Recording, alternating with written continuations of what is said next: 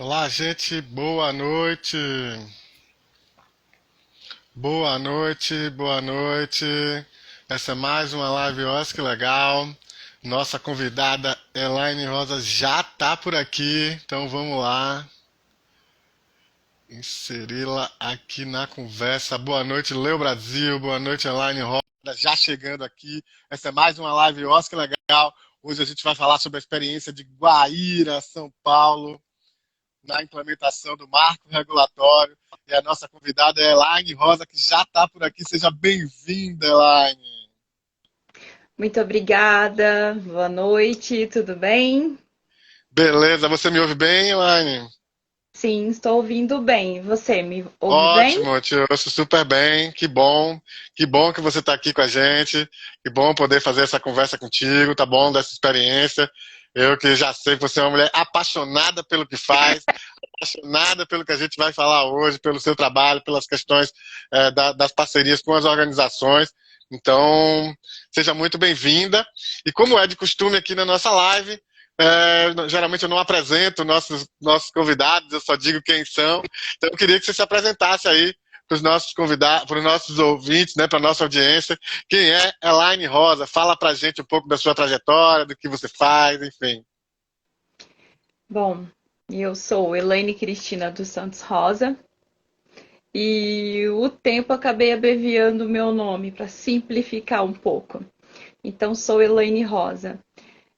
Eu iniciei a minha trajetória profissional através de uma organização no município de Guaíra chamada Serviço de Obras Sociais. Comecei trabalhando na parte de prestação de contas, a parte administrativa, e então também fazia parte de um grupo de serviços, o Léo Clube, vinculado ao Lions. E conheci o trabalho do assistente social e vinculada a essa questão de buscar assegurar o direito do próximo junto ao clube de serviço, eu acabei me apaixonando pela profissão e então fiz serviço social. Essa minha trajetória administrativa durou 8 anos no SOS, e aí eu comecei a fazer estágio na prefeitura no PET, que era o Programa de Erradicação do Trabalho Infantil. Fiz estágio durante 3 anos e eu pude conhecer um pouco da história do município vinculada à vulnerabilidade social. Fiz muita visita domiciliar para conhecer a realidade dessas famílias. E haviam ali muitas situações de violência, ruptura ou vínculos fragilizados. E então fui me apaixonando mais ainda pelo serviço social e pela assistência social. Terminando a faculdade, eu iniciei a vida profissional como assistente social em uma organização chamada Associação Lar, conhecida como a LAR, e trabalhei com família acolhedora, trabalho com famílias na área de qualificação e reuniões. Tive experiência com a exploração sexual e com a medida socioeducativa de forma mais indireta. Permaneci lá por 4 anos. E então eu fui convidada para fazer um trabalho na Secretaria de Assistência Social na época. E aí, por um ano, por volta de 2010, 2011 mais ou menos, eu fiquei na assistência social trabalhando com monitoramento e avaliação dos serviços socioassistenciais, administração pública e terceiro setor. E isso me deu a possibilidade de estudar e conhecer melhor a funcionalidade de cada serviço. E então eu assumi, por volta de 2012, a gestão da assistência social. Eu fiquei mais ou menos 8 meses como gestora da assistência social. Finalizando essa gestão, eu fui trabalhar na APAI, com elaboração de relatórios, elaboração de projetos para captação de recursos. E fiquei lá por 4 anos. E nesse período que eu estava na APAI, voltei para o SOS como assistente social e trabalhei com o serviço de convivência e fortalecimento de vínculos. Essa é minha grande paixão, o serviço de convivência e fortalecimento de vínculos Foi, assim, algo extraordinário para o meu desenvolvimento, tanto profissional quanto pessoal. Sinto muita saudade desse trabalho. Para mim, acho que é um marco na minha carreira. E então, saí das organizações em 2016 e voltei para a administração pública. Voltei como gestora da assistência social e fiquei 9 meses e passei a ser chefe da proteção social básica. Mas nesse período em que eu era gestora ou chefe da proteção social básica, eu comecei a trabalhar também com a 13019. E aí as coisas foram ficando muito misturadas. O meu papel de gestora, mas também articuladora da implantação da lei no município. E isso foi muito sofrido, porque a gente havia saído de uma gestão que não deu um respaldo para que a gente pudesse ter essa transição. Então, as organizações não tinham nenhuma segurança jurídica, ninguém tinha um termo de convênio, termo de colaboração ou termo de fomento para dar continuidade nos ajustes. Então, foi uma loucura. A gente se virou do avesso, buscou estudar, compreender o que era a lei. E o diretor de compras na época, que era o André, foi um grande parceiro. Então a gente começou a estudar a lei, estruturar os processos para garantir o recurso para as organizações. E aí a gente vai tomando corpo, consciência do que é a 13019 com muito sofrimento. Muito bacana. Então, é uma história permeada aí por uma experiência social muito interessante, né? De Sim. vários lugares, né? Diferentes, de vários papéis. Então, você se tornou, nessa caminhada, você se torna, então, responsável pela implementação da Lei 13.019, ou pelo menos está à frente desse processo no município de Guaíra. Sim, foi um desafio muito grande aqui no município.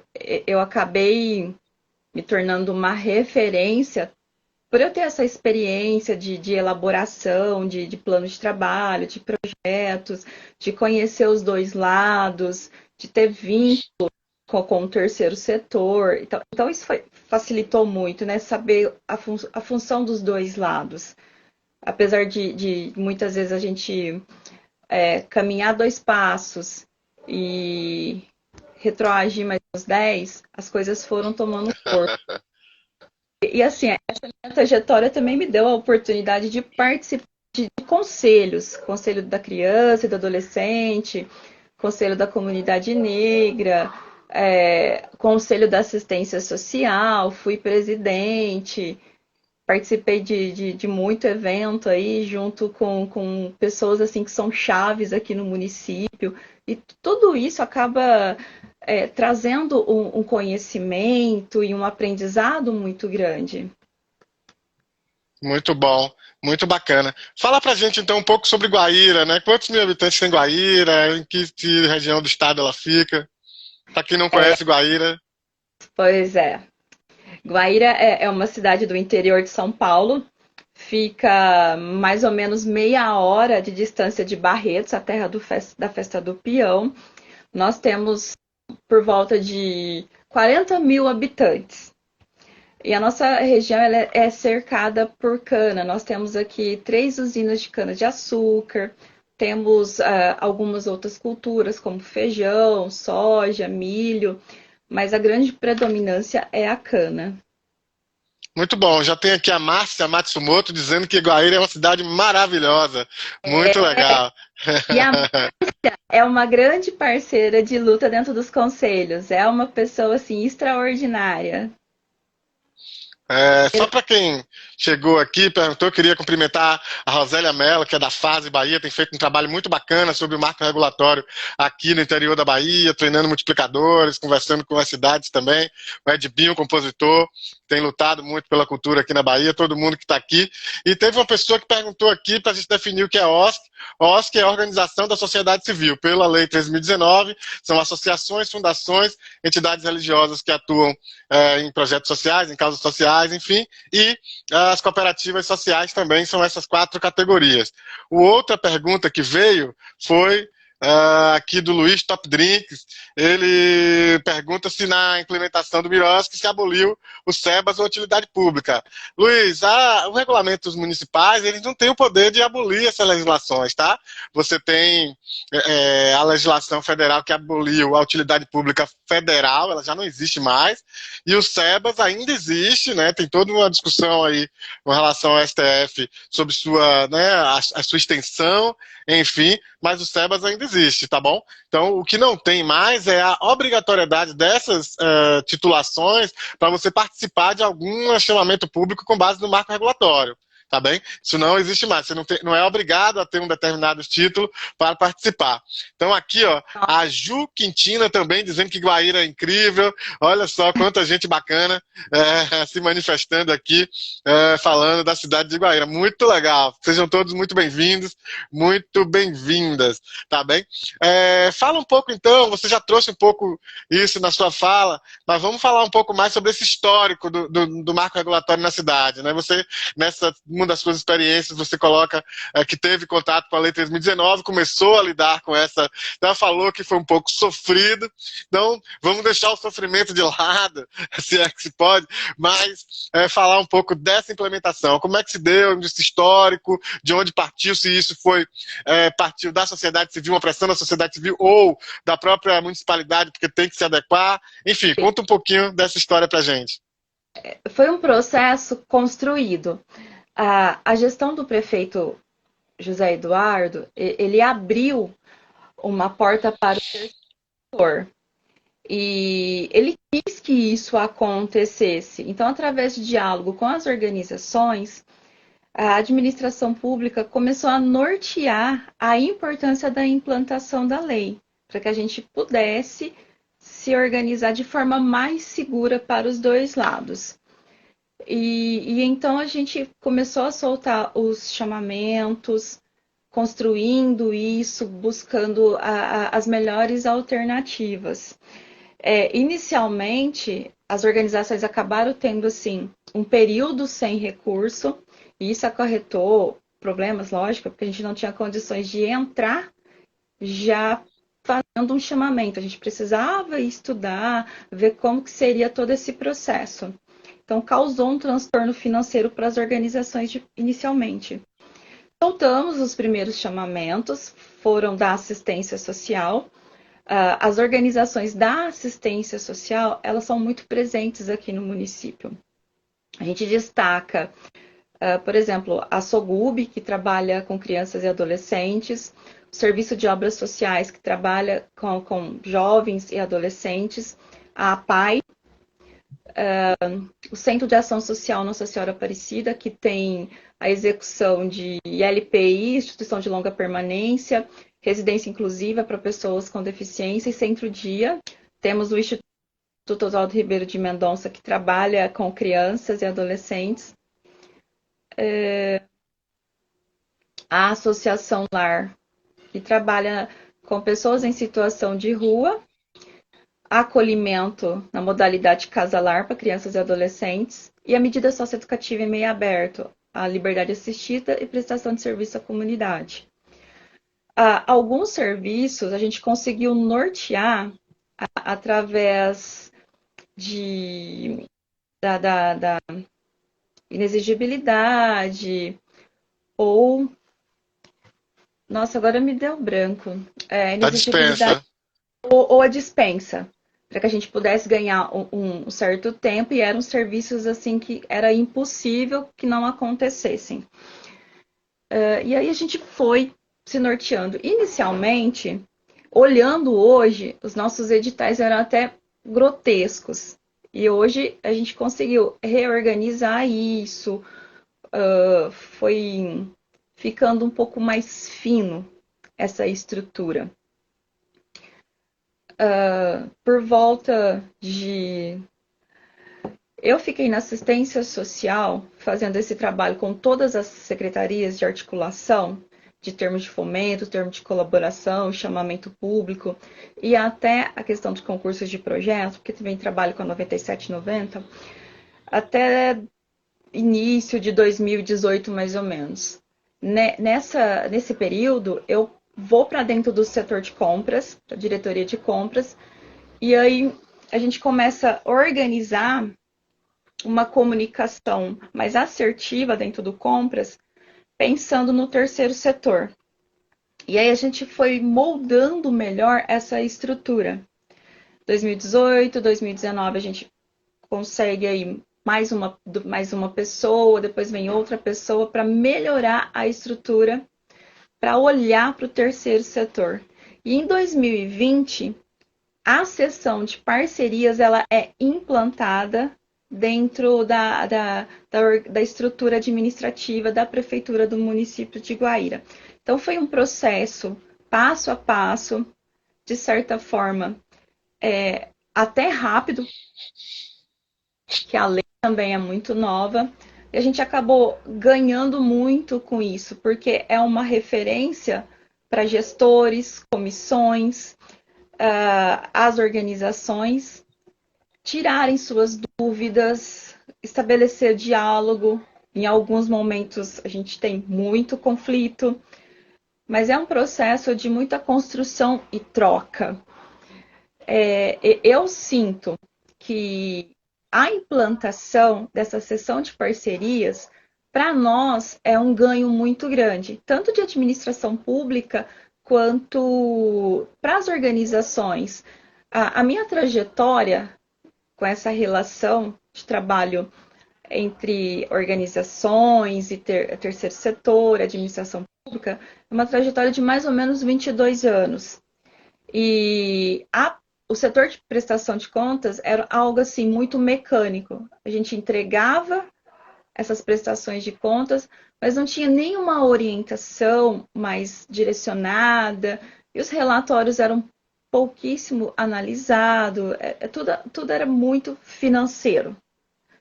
E hoje a gente consegue visualizar melhor. É importante orientar sobre o financeiro, sim, mas a construção, ela tem sido nessa busca de resultados, porque é difícil para quem é técnico olhar para a sua prática profissional e trazer de forma clara todos os resultados que eles conseguem. Porque ser técnico é uma coisa muito complicada. Você trabalha intensamente e não consegue parar para ver todos os resultados que você colheu. E tem muito resultado. E isso eu sinto que é uma vantagem ter a experiência no terceiro setor e ter ficado do outro lado, saber o que é execução. Mas isso também acaba me fazendo cobrar um pouco mais dos executores, porque eu sei que tem resultado ali.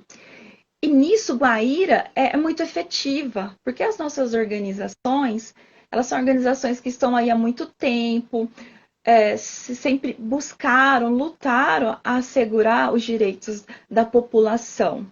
E elas desenvolvem com muita maestria os serviços. Talvez por isso eu seja tão apaixonada e às vezes fique tão brava querendo que elas demonstrem isso com mais clareza.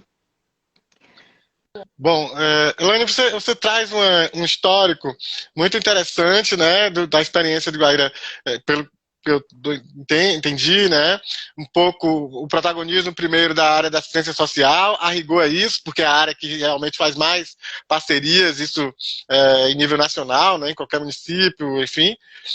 Depois isso se expande um pouco mais, a própria área de assistência começa a se articular com outras áreas, até que essa seção de parcerias, né, ela é implementada para dar como é que eu posso dizer, uma equalizada, né, trazer essa discussão para todas as secretarias de forma homogênea. Me diz uma coisa, essa seção de parcerias, ela fica alocada aonde? Em qual órgão exatamente? Ela é uma seção dentro da diretoria de compras. É ligada, então, à Secretaria de Administração, é isso? Não, nós chamamos de diretoria de compras, é onde acontece o processo de licitação, as dispensas vinculadas à lei de licitação. E aí foi criado, dentro da estrutura, ali na reforma administrativa, colocou a seção das parcerias junto com essa diretoria de compras, que é onde acaba acontecendo tudo. Tá, entendi.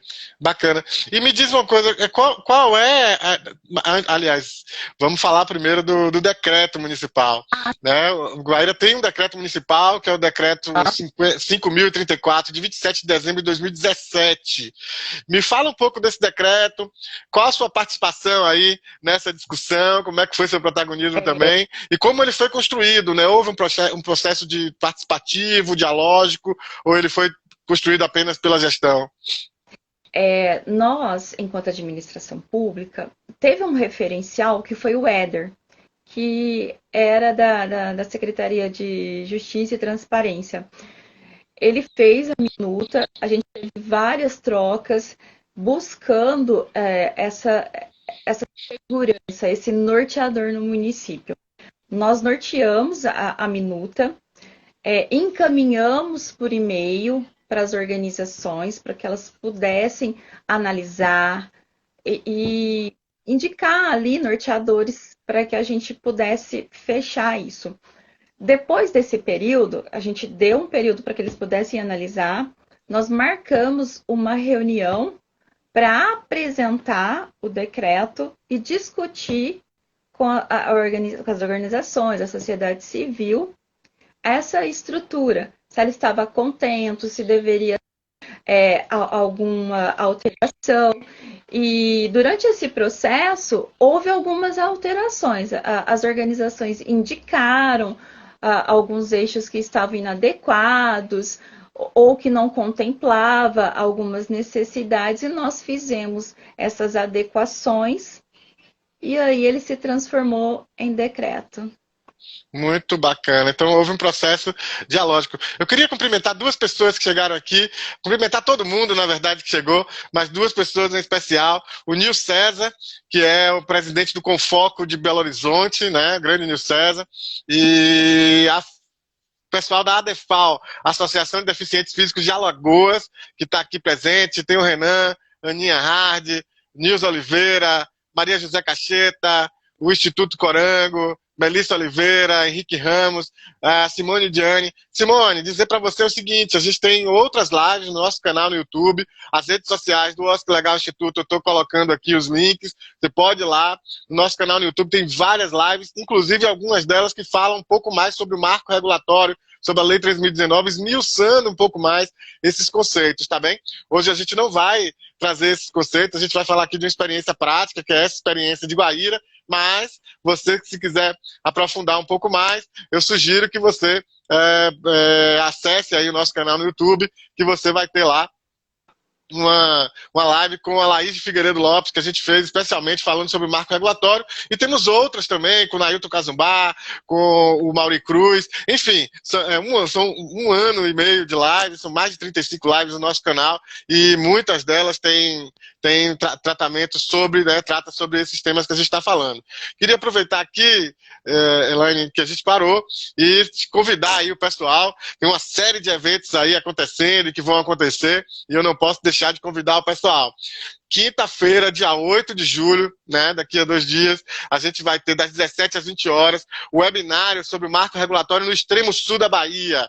Essa é uma promoção da Associação de Arte e Cultura do Bairro Baianão de Porto Seguro. Então a gente vai discutir um pouco o panorama nacional do marco regulatório e o panorama regional no sul e extremo sul da Bahia. Então, todo mundo convidado. Amanhã eu estou soltando o card aí nas nossas redes, tem também nas redes sociais aí o link de inscrição. Então, todo mundo muito bem-vindo e bem-vinda nesse webinário. Eu vou estar lá, a Eliana Hollenberg, presidente do Confoco Bahia, e outros convidados locais também. Bom, na quinta-feira também tem um webinário sobre sustentabilidade financeira das ONGs, promovido pela Daiane Dutra, que é captadora de recursos. Vai ser dia 8 também, às 19 horas, então quinta-feira está bem movimentado. Bom, no dia 20, a gente tem a outra live, acho que legal, do mês, com o Thiago Alvim. Nós vamos estar falando sobre a startup Prozas. O Prozas, para quem não conhece, é uma startup super importante, interessante. Lá você tem um monte de edital, um monte de chamamento público para organizações. Então fiquem ligados, é muito interessante. E dia 20, o Thiago Alvim, que é um dos criadores do Prozas, vai estar aqui conversando comigo nesse mesmo bate-horário aqui, na terça-feira, 20 de julho, às 18 horas. No dia 27 de julho, também uma terça-feira, às 18 horas, a gente vai estar lá no nosso canal no YouTube e no nosso canal, nossa página no Facebook. Vamos estar lançando o nosso site novo, vamos fazer um evento aí celebrativo, vamos lançar o site novo, vamos lançar o cordel novo em versão e-book, vamos lançar o nosso livro também, vamos fazer aí uma movimentação bacana e vamos ter o resultado do sorteio. Peraí, que eu vou mostrar aqui, ó. Nós vamos sortear esse livro para compreender o Miroski. Então a gente vai postar o card aqui mesmo no Instagram. Você vai comentar lá no card e vai levar esse livro aqui, que é do Danilo Zeda da Cruz, para compreender o Miroski. Muito bacana esse livro, especialmente aí para quem quer conhecer o marco regulatório. Então fica ligado. Fica ligada, essa semana ainda eu estou postando o card da promoção, você vai comentar lá no card, vai seguir a gente aqui pelo Instagram e vai concorrer a esse livro. Esse resultado desse sorteio vai ser no dia 27 e ao vivo também lá no dia 27 pelo YouTube. Quem estiver lá assistindo vai poder se manifestar e tal, e a gente vai sortear outros brindes, hein? É surpresa, esses são surpresa. Então, o livro, para compreender o Miroski, vai ser sorteado aqui pelo Instagram, né? A promoção é aqui pelo Instagram, você vai ter que seguir a gente aqui no Instagram e comentar na publicação do livro. O resultado vai ser dado lá no lançamento do nosso site e teremos também outros brindes que serão sorteados nesse dia. E por fim, aqui na nossa agenda de convites, nós temos a Caravana Miroski do Amapá, aberta, né, para específico, a gente vai discutir as questões do Amapá, mas é aberta, quem quiser assistir, é uma promoção da plataforma Miroski e com parceria do Oscar Legal Instituto, dia 5 e 6 de agosto. Então, ó, uma agenda grande, uma agenda longa aí de eventos, para quem está interessado nesse setor, muita coisa bacana, tá bem? Então é isso, vamos voltar aqui, e lembrando, né, que tem aqui o pessoal falando do canal no YouTube, tem todas as nossas lives, inclusive essa, ficam lá no nosso canal no YouTube, e os programas que a gente faz, os debates. A gente já fez debate sobre captação de recursos, sobre parceria com a Defensoria Pública, enfim, a gente fez aí uma série de lives. Mas vamos voltar, então, aqui para a nossa convidada, depois da nossa agenda de eventos e marketing, enfim, longa, voltemos aqui a nossa convidada. Eu queria saber um pouco sobre o Manual de Prestação de Contas e as reuniões para discussão e construção dos diálogos com as organizações. Você já trouxe aqui o dado de que essa construção do decreto municipal, ele foi dialógico, né? Houve a oportunidade das organizações se manifestarem sobre ele, mas eu queria saber um pouco mais desse processo de construção de diálogos, como você chamou aí na nossa reunião prévia a essa live, e sobre o Manual de Prestação de Contas. Esse manual está disponível, as pessoas podem ir lá baixar, como é que é isso aí? O manual, ele foi feito com base teórica, utilizando as referências que existiam na época e conceituando a lei, material do Tribunal de Contas, e aí foram feitos também modelos desde o ofício para despachar a prestação de contas, até modelos de relatório, de aditivo, de apostilamento, minutas. Ele foi organizado de forma que pudesse facilitar. Por quê? A gente detectou que não tinha um padrão para encaminhar ofício, relatório, plano de trabalho. Então foram feitos modelos para padronizar, como também facilitar. Ao longo, alguns modelos foram se adaptando, se adequando à necessidade das organizações. Esse processo ele tem sempre um movimento. E ele foi uma forma assim, de tentar facilitar o nosso trabalho de forma geral. Ele não foi construído de forma coletiva. Veio da administração pública e foi encaminhado para as organizações. Inclusive, tanto o nosso decreto quanto ele precisam ser revistos, porque ocorreram muitas adequações e há ainda muitas questões que podem ser melhoradas. Foi despachado por e-mail, mas nós não incluímos isso no nosso site. Então, para disponibilizar esse modelo, teria que ser um contato direto com a gente pela administração pública ou alguém das organizações. E algumas organizações falaram, por exemplo, do modelo de relatório, para ajustar algumas coisas. Quando eu trabalhei no monitoramento, eu consegui estruturar relatórios por serviços. E aí ficava muito casado a realidade e a necessidade. Hoje, com o grande número de trabalho, não há viabilidade de fazer essa construção. Mas é algo que realmente facilita muito e são questões assim que as organizações colocaram. Com a pandemia, acabou se adaptando assim muitos relatórios para até facilitar, porque as atividades mudaram muito, acabaram acontecendo de forma online. E todas essas questões não foram incluídas dentro desse manual. Então, ó, a Vânia Gervásio, por falar nisso, ela está aqui perguntando como conseguir este manual. Então, é entrar em contato então com a administração pública, é isso? Pode passar o meu WhatsApp, e aí eu posso encaminhar pelo Zap para eles. Pode passar meu contato?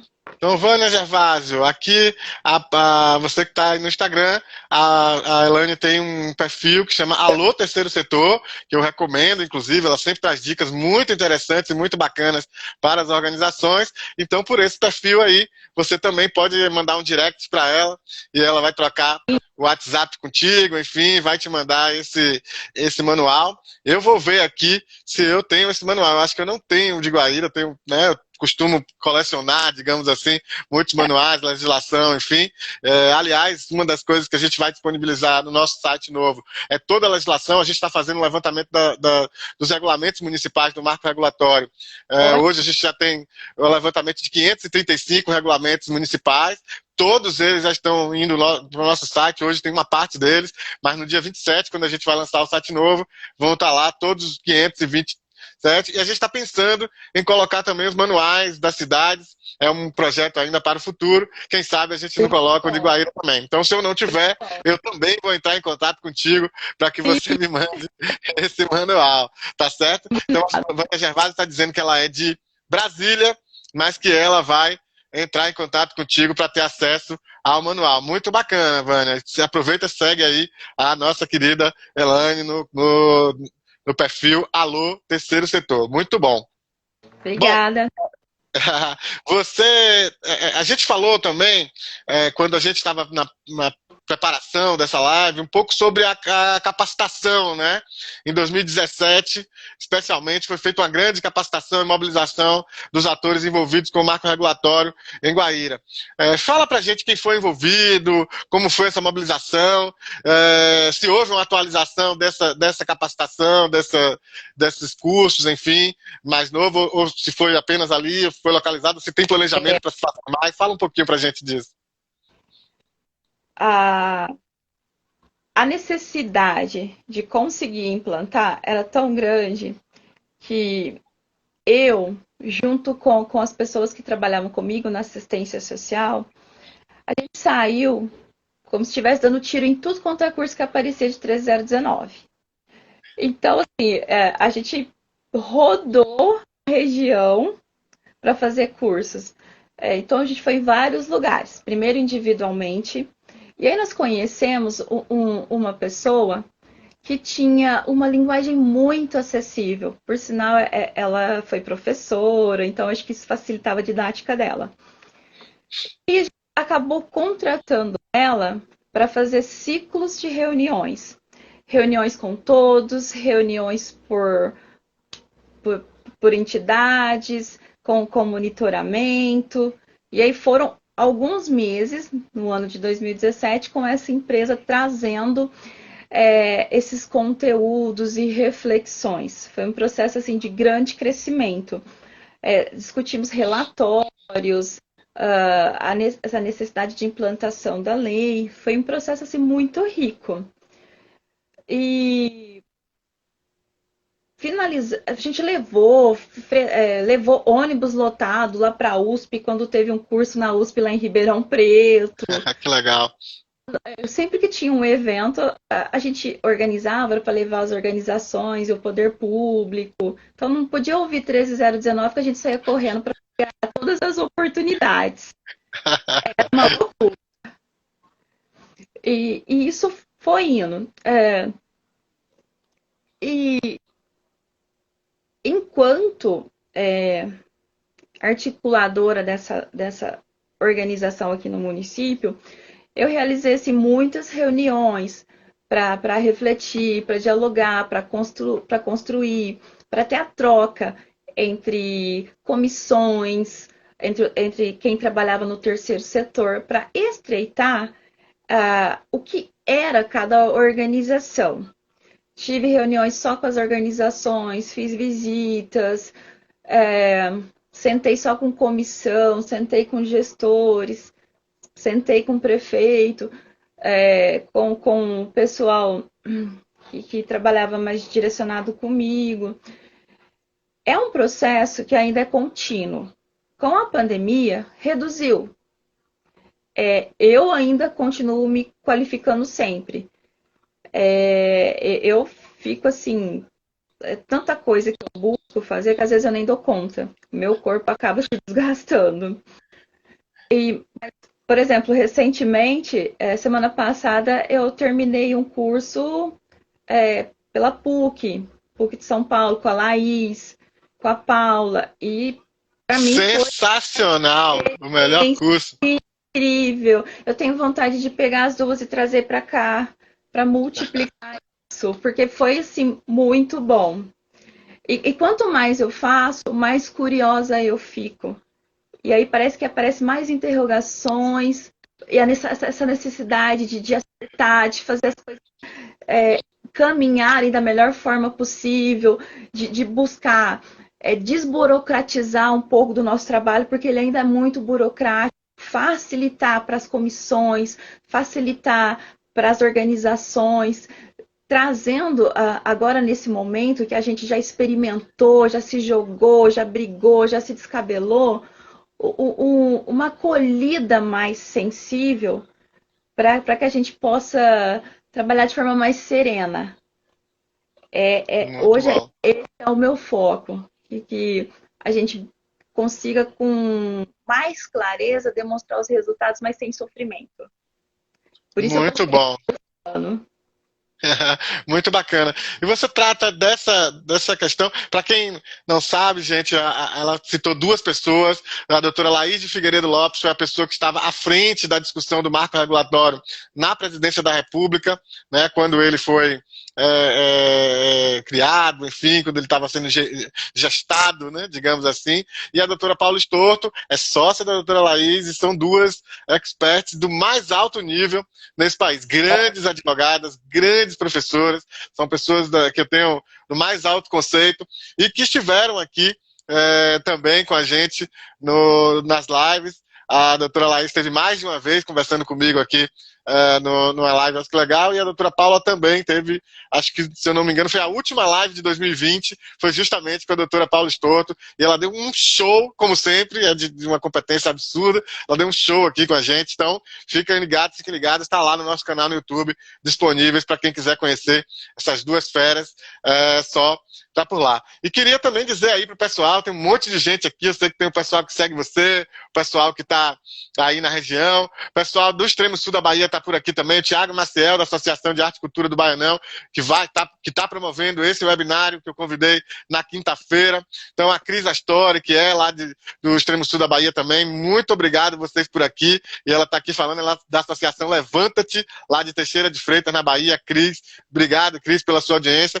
E queria falar com todo mundo, olha só, esse é o livro Para Compreender o Miroski, do Danilo Zeda, primeira edição esgotada, esse aqui é o último dos moicanos, ele gentilmente cedeu para a gente poder sortear aqui. A segunda edição já está disponível para venda no Amazon, tá bem? Mas a primeira edição, o último dos moicanos, está aqui e a gente vai sortear. Então, tem que estar seguindo a gente aqui, o nosso perfil do Instagram. Logo, logo, acredito que ainda essa semana, amanhã ou depois, eu vou postar o card da promoção. Você vai comentar lá no card, vai marcar uns amigos, segue a gente. E no dia 27, no nosso evento de lançamento do nosso novo site, você vai ficar sabendo se ganhou ou não ganhou o livro. Nos concursos passados, eu sorteei aqui 2 pacotes de livro do GIF, né, sobre sustentabilidade econômica das OSCs. Uma das ganhadoras foi a Sônia, aqui de Feira de Santana, e a outra foi a Marli, de Campo Grande, no Mato Grosso do Sul. Então, o pessoal que está aqui dizendo que quer o livro, então, ó, tá aqui o livro, segue a gente aqui no Instagram, você vai ver a postagem da promoção, vai comentar, vai marcar os amigos e logo, logo, boa sorte a todo mundo. E você vai ganhar. Então, tá aí a nossa Elaine dizendo que é ela quem vai ganhar. Então, boa sorte para você também, Elaine, que você possa também participar. E quem sabe. E não tem marmelada aqui, não. Tá bom? Não vai ter marmelada só porque ela foi minha convidada. Ela vai concorrer como todo mundo, tá bem? Então, dia 27, a gente tem um resultado, mas você fica ligada, que o card a gente vai postar logo, logo, nas próximas horas. Eu devo estar postando aí em nosso perfil no Instagram. Bom, voltando aqui então para a nossa discussão, você tem falado muito de uma busca pessoal por qualificação com relação à Lei 3.019, o Miroski, enfim, mas a gente conversou bastante sobre essa coisa da qualificação continuada, né, dos próprios funcionários, do setor de parcerias e de quem faz monitoramento, de quem lida com as parcerias e com as organizações. Fala um pouquinho para a gente, é sistematizado isso? Como é que tem funcionado isso em Guaíra? Esse é um ponto super importante. As organizações reclamam muito da falta, muitas vezes, não é de boa vontade, mas às vezes de conhecimento ou de um certo apego da gestão pública a um regime convenial, a um regime anterior. Essa coisa de não largar o conhecimento. Não, a gente faz assim há 20 anos, então não vou mudar. Só que a lei mudou, o regime mudou, é preciso mudar. Então, como é que tem funcionado isso aí em Guaíra? Olha, ainda erramos, porque a visão ainda é muito voltada para essa questão da nota fiscal. Isso a gente precisa melhorar. Mas vejo como um processo de aprendizagem. Por quê? A gente teve alguns problemas aqui e acaba assim, sendo importante trabalhar como é prestar contas e fazer da forma correta. E hoje eu sinto que a gente consegue fazer a prestação de contas da forma mais correta, então já podemos partir para um novo processo e olhar com mais liberdade para a execução, porque é ela que de fato interessa. Para isso a gente tem que treinar também o olho de quem está atuando enquanto comissão, enquanto gestor e seção de parcerias. As qualificações, por mais que a gente possa fazer, ela não nos dá visão do que é política pública. Ela vem sempre muito focada. Até 2019, a gente fez algumas viagens, a equipe viajou da seção de parcerias para qualificação, com investimento através da prefeitura. Eu tive esse investimento também e eu busco fora também, com meus recursos, me qualificar. Porque eu acho que algumas coisas a gente precisa sair da inércia e buscar, não ficar só esperando que a prefeitura faça. Essa é uma questão assim, que eu tenho uma inquietude muito grande. Eu não consigo ficar parada esperando. Eu vejo que a qualificação profissional ela é essencial. Não dá para você ter melhora no desenvolvimento de uma parceria, de um serviço, de uma organização, se ela não ocorrer. E é uma questão assim, que a gente também deixa nos nossos termos de referências, essa necessidade de obrigatoriedade de qualificação profissional. A organização pode investir com o recurso da parceria, ela pode utilizar reuniões, se ela quiser, dentro da carga horária dela, ela tem essa liberdade. Ainda é muito pequeno o uso do recurso para qualificação profissional. mas talvez seja por conta do ranço que a gente tem de tudo que era no passado, e muitas vezes também porque o recurso ainda é aquele que de fato é necessário para a execução das parcerias. Desde 2017, nós temos melhorado o investimento. Deu-se destaque para o que nós vimos como essencial e que não tinha um recurso adequado por várias questões, que foram serviços de acolhimento. Então, o investimento maior foram nos serviços de acolhimento para criança, adolescente e idoso. E vejo que justíssimo, porque são serviços assim, que têm um custo muito alto. E você precisa atender com qualidade. E isso precisa de investimento. Outros serviços também tiveram investimento, mas ainda temos assim deficiência de fato qual é o custo real desses serviços. E isso é tanto da organização quanto de nós, administração pública.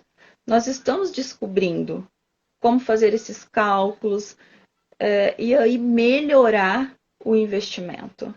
É passo a passo. A lei é muito nova, né, Elaine? A lei é muito nova. Então tudo isso está se aprendendo ainda com o carro, trocando pneu com o carro andando. E o que eu vejo assim que é interessante é que a gente tem aprendido assim com tentativa e erro. É assim. E isso nos faz crescer. E acertos também, né? Sim, sim. Eu fico muito feliz em pensar como foi quando a gente começou e olhar para o presente. Eu vejo assim técnicos que se empoderaram tanto que às vezes eu tenho vontade de apertar assim muito e falar: você é maravilhoso. Eu cobro muito e eu acho também bacana dizer ao técnico que ele avançou.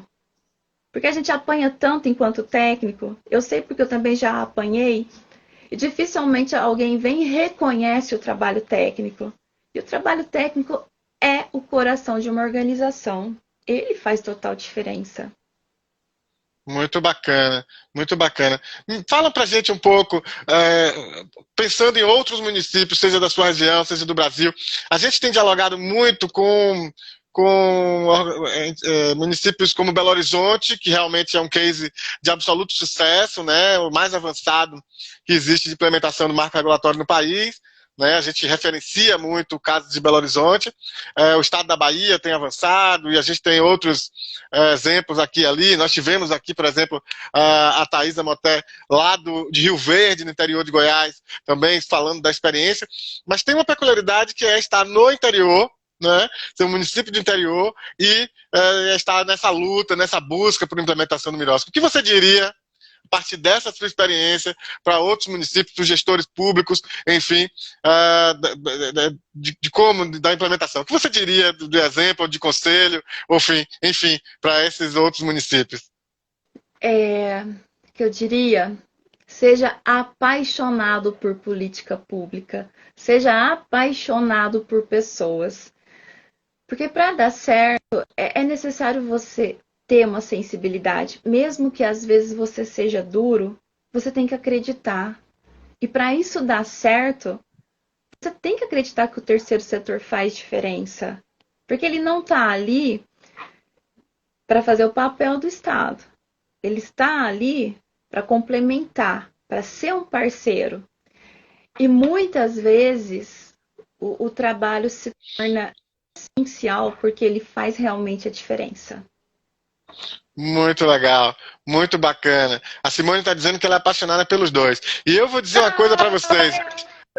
Para vocês, gente, essa mulher, a Elaine, ela é muito apaixonada pelo que faz. Ela, inclusive, tem uma tatuagem. Mostra pro pessoal a tatuagem que você fez. Foi escrito número da lei. Eu já conheci gente empolgada com o trabalho, apaixonada pelo trabalho, mas alguém que tenha tatuado na pele, esse foi você. Realmente, tenho que reverenciar o que você faz, o que você tem feito e o trabalho que você tem desenvolvido em Guaíra. Não foi à toa que a gente, né, se encontrou aí nas redes e eu te convidei para vir aqui, porque achei que era super importante, super interessante dividir essa experiência com outros municípios, com outras organizações. Aliás, pegar essa deixa e, né, eu fiz uma pergunta para você, uma provocação, de que você falasse um pouco para os municípios, para os outros municípios, sobre a implementação, sobre a sua experiência. Fala então um conselho que você daria, que você também tem experiência de organização da sociedade civil. Qual o conselho ou a dica que você daria para as organizações da sociedade civil com relação ao marco regulatório? Sabe, eu sempre digo isso para as organizações. Tenham conhecimento. Então, invista na equipe. Empodere a equipe para que ela tenha condições de fazer a defesa do seu trabalho, do seu serviço. Não só falando que ele tem que existir. Não só dizendo que precisa aumentar o recurso. Mostre o resultado. Porque qualquer trabalho executado pelo terceiro setor tem resultado. Então, dê clareza, faça isso aparecer. Isso vai fazer a diferença. Porque aí não é passar chapéu, mas demonstrar com propriedade que de fato faz a diferença.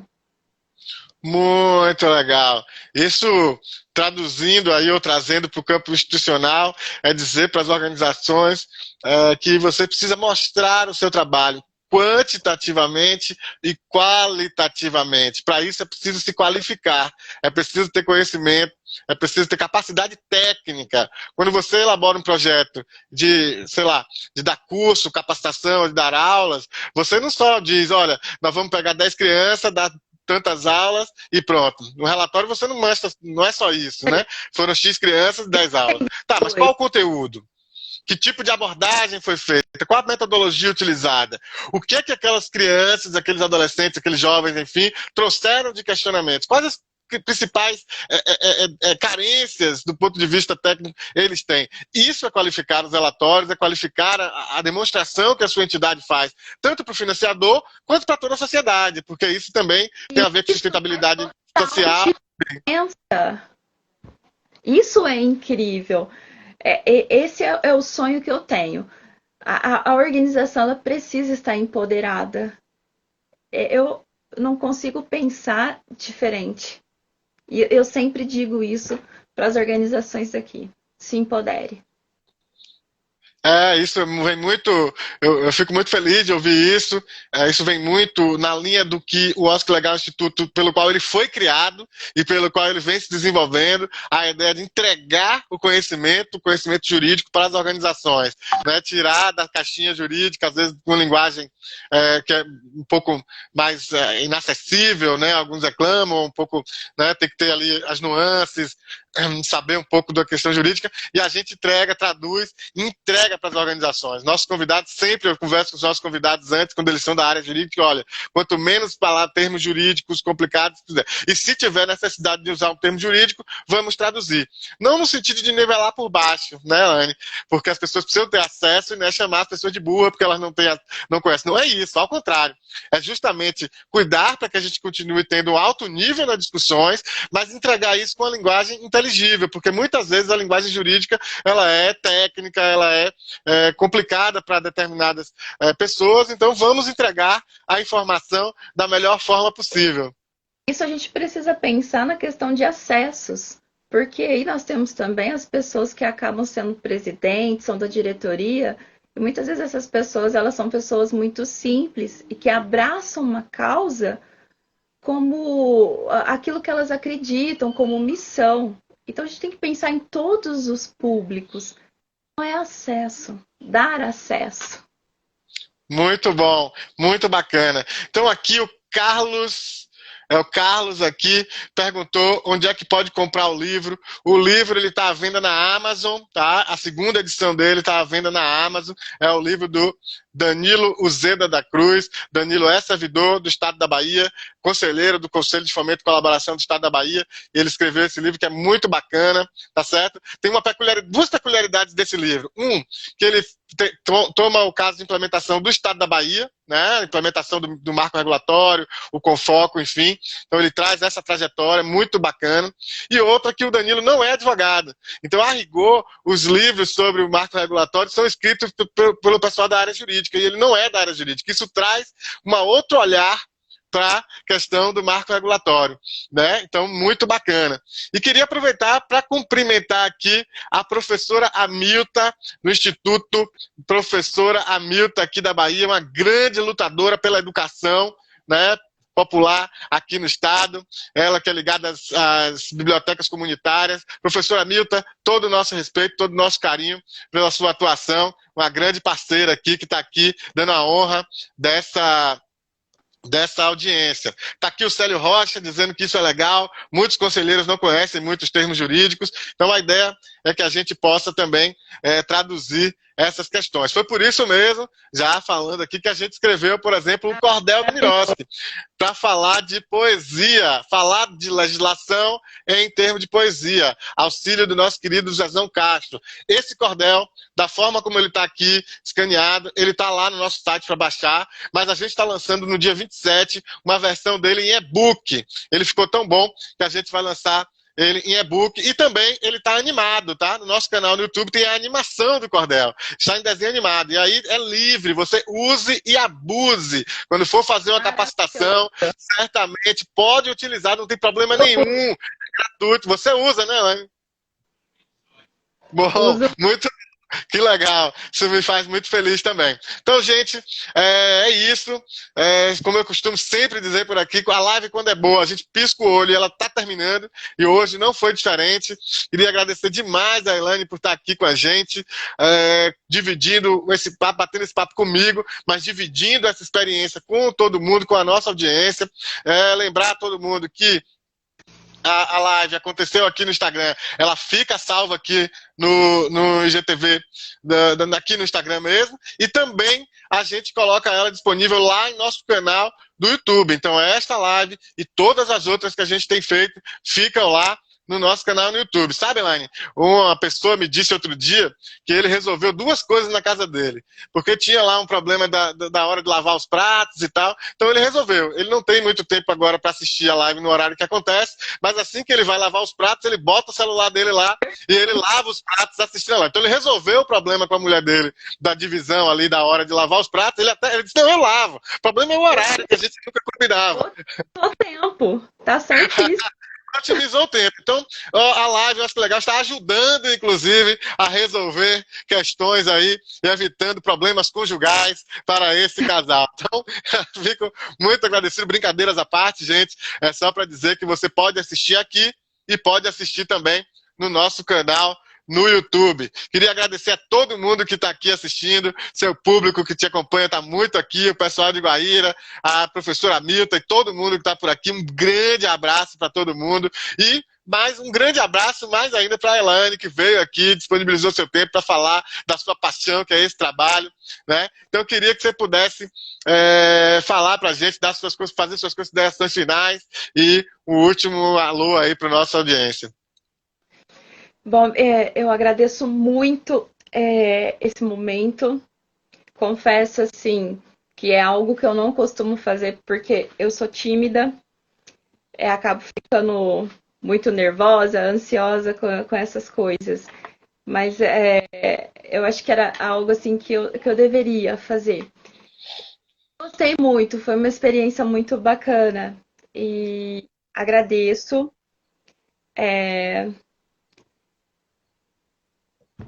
As organizações, o pessoal da administração pública, as pessoas que estão sempre comigo, com quem eu trabalho, porque nem sempre é fácil me tolerar.